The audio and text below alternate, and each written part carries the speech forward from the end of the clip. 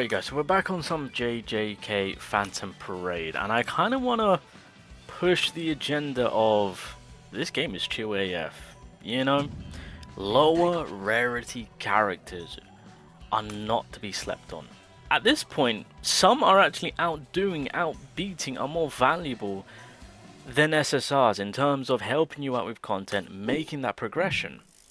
Now, of course, with my account, it's nothing special. I did my reroll, I got what I needed to get. Yes, I was kind of low on the certain SR characters that I wanted for support, but I'm making do with what I've got, and that's one of the things which I want to kind of make sure that we're all at a group understanding. These lower rated characters, being rares and SRs, don't sleep on them. It's not just the two I'm using. The rare Inumaki as well as the SR Yuki I'm using, as well as the rare version of him, of course, the original character. Really good support characters. So much so, this Inumaki right here is a, how should I say it, like an ultimate generator. And one thing which I wanted to test out right now is try and get a difficult rate done, which obviously I'm progressing through story. But on top of that, I wanted to see if I was able to achieve a double ultimate Gojo run. Right, because he's only at level 7 turns, and you know, trying to get an ultimate again for Gojo is practically very difficult. It's doable because there are some characters out there that can push the ultimate bar to go up. But I just thought, is Inumaki on his single, like, as a single character, is he capable of supporting Gojo to that extent? And you guys will see in just a second on if that was doable. But banging out with the ultimate, of course. Now, there's a whole variety of characters and SRs and rares that you can actually utilize quite nicely. When it came to me doing my domain investigation run, of course, being 100% free to play, doing the first stage of it, Nanami was extremely clutch in terms of the AOE ultimate. There is an alternative play for Nanami in terms of an SR variant, not of Nanami, but an SR character that you can use from that is doing just as well, because of course AOE is something clutch. In terms of I should mention this, right? When it comes to me looking into and advising you guys rare and SR characters, on the ones that you really want to focus on and care for, I'm not going to mention tank. I honestly, I don't think tanked right now is a priority, nor is it needed. Now, if you have a tank, depending on how your account is looking like, I mean, it's fair to say that, you know, with what you've got, invest in those set characters, right? It's completely fine. But I'm just saying, as of right now, as I'm doing it, you know, double support, double DPS, that's kind of like on what we're going with. That, you know, that's the general team build that how global launch is looking like. That's pretty much what you need to cater to. So that's why, if you have a tank, but if you have the option to work on like an additional support and whatnot to take that tank spot, I would say do that, to be fair. As of right now, tanks aren't exactly that eagerly needed.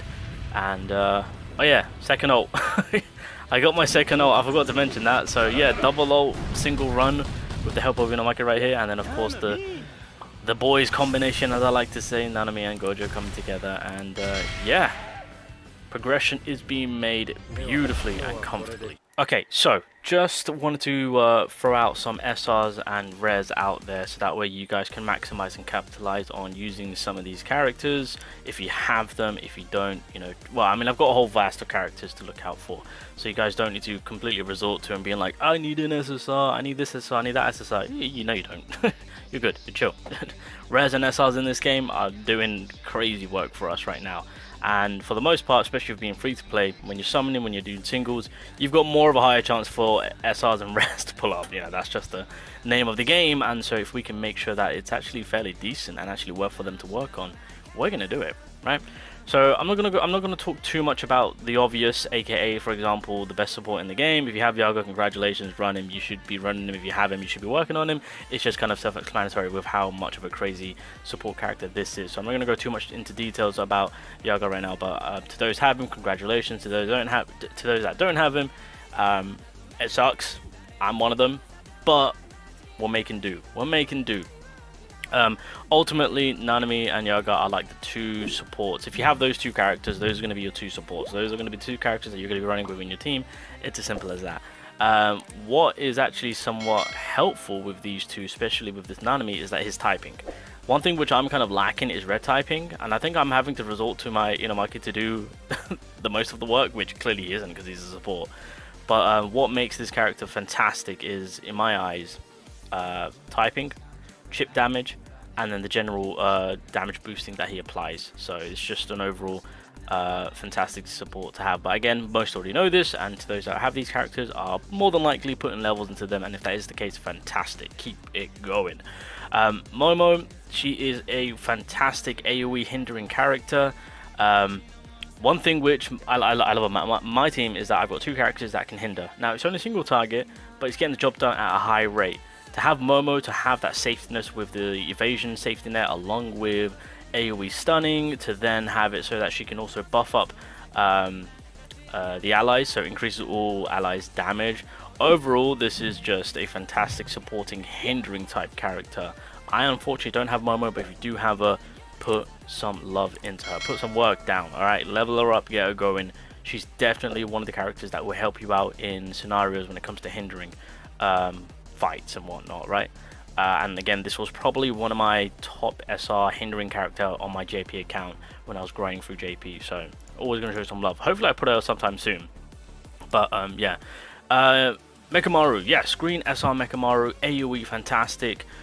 This is the alternative play if you do not have Nanami. So like obviously when, as I said with my investigation domain, if you are looking to, I guess, replicate the team or maybe find some alternative plays and whatnot of that sub DPS role, of course, make sure that if you do have Mechamaru, he's a good little sub out for Nanami, if that's something that, if that's something that you want to look into. But this Mechamaru is very good for investment in terms of the AoE cleanup he has on the ultimate. Not only that, he always has some AoE going on with his skill 3, and then obviously basically attacking the first the second skill is just single target, but good AoE green type clearance from Mechamaru right here. So don't, and obviously again that auto skill is kind of nice. Poison, instant skill resistance, darkness, stun, confusion, reversal curse technique, immunity to self. So yeah, you a lot of protection going on there, I will say. So do not sleep on this Mechamaru if you have him. So that's kind of one of the one units. Oh, Yuki, the character that I adore and love. So this is obviously one of my main characters that I have, of course. Skill 1, straight off the debuff, decreases the selected enemy's damage by 15%, extremely helpful, right? That doesn't require anything, that's always there at your disposal, fantastic. Decreases all allies Jujutsu damage received, so I mean turn 1 you can pretty much fire that off. So one thing which I like to do, which you saw in the gameplay at the very beginning of the video, drop that Jutsu, oh my god, I'm thinking of Naruto, drop that curse technique, and then it gives me that first turn protection, as I like to say, because of course I'm reducing the damage, and then I basically buff using everyone's buffs first turn, so it sets me up for the next turn and going forward. So that is fairly solid to have. And then of course I don't ever use the defensive wall, I'm gonna be honest, but it's nice to have because it grants attack nullification to an ally for 3 turns, which is 2 times if they get hit, and then increases the selected allies Jujutsu damage by 15%. I don't ever use this, I really should utilize this, especially for Gojo, but this could help out protecting Nanami since Gojo already has that protection, or selecting a certain character on your team that's going to be needed for a later round, or just I guess if they're on the verge of death. And then the ultimate, yeah, again single target, it does fairly good amount chip damage, I will say, but it's the stun. It's the stun which I love. It's at 80% high chance to stun, loving it. Overall, Yuki is just an amazing all-round support character when it comes to producing nullifications, reducing damage, boosting Jujutsu damage, making so that the enemy takes more damage, having stun. If you have this character, you will not be disappointed. I have him, I've worked on him, and I'm progressing through the game quite comfortably. So this is a free-to-play gold. I'm gonna get respect. A rare Inumaki. Who would have thought? By the way, if you wanted to put it, if you want me to put it in perspective, this Inumaki is better than the SSR. I'm saying it. He is better than the SSR. Say what you will, I'm saying it. Obviously the first Jujutsu isn't exactly anything, but this is where the bread and butter comes into place. Decreases all allies damage. So if you pair this up with Yuki, which is what I'm doing, first turn I've got like a 50% reduction, like straight off the bat. What you gonna do to me? Nothing. And then it's the ultimate. I need to fill that up because we can get that to 213. So I need to level up this skill because this is what is kind of getting me some quick dubs right now. And then again, stunning the enemy, 95. Wait, can I get it? Wait, what is it? Damn! Damn! I need to put levels into this, god damn. And then yeah, the ultimate really doesn't do much. It really is the second skill and the third skill is what's going to be the eye candy for this Inumaki right here. So this is a support that you guys can rely on. So this is the rare Yuki, which I wanted to throw in here. I mean, this is a slight little toned down version of the SR version, but if you all want to make good use of it, you can do so when it comes to decreasing some damage received from an ally, or for an ally, because you can select an ally. Then you got some energy recovery going on for all allies. This could come in handy. There have been situations where I've been needing certain attacks, but I'm not at the ready yet, especially with Nanami's third skill. So there's that. And then the ultimate, yeah, it's a banger because you're setting up your DPS characters to get some damage going off. How do I get that? Oh, okay, level 6. So I was going to say, when does it go to 100% at level 6? So just kind of want to throw Yuki in here. I'm throwing him in. I'm sorry, I'm doing it. I'm doing it. Say what you will. Say what you will. I've actually, hold on a minute. When I say I'm doing it, I'm doing it. A fantastic support type character, okay? I don't care. Taijutsu damage going up by 24%. So this is more for me pushing Nanami since Gojo is already putting in work. So specifically, if you have any close quarters attackers, aka like Itadori of course, you've got your options. You've got your options. Not only that, you got damage received reduction to all the allies, which is fantastic. And then again, if you want to cater more to the ultimate recovery going on, boom, you've got it. You've got it. So that is already sorry, no, Inumaki. And with this ultimate, that ultimate is going to go up fairly quickly. Fairly quickly, especially if you've got AOE characters coming in doing some big hits. So like for example with Gojo, I mean if I wanted to sub out Yuki, then I can throw my man in here and get that ultimate. So yeah, those are like the SRs and rares personally that I would say. Again, I'm not going to mention tanks because I just don't think tanks are going to be needed right now. Healer, I just don't think you guys are going to, I don't know, I don't see the point in investing too much into the healer itself. Let's have a look. Let's see. Does she do anything other than healing? I mean, she does give crit resistance reduction. I mean, yeah, she isn't too bad. I mean, you can utilize her in the first or second slot if you want to, but I just wouldn't really go too crazy on it.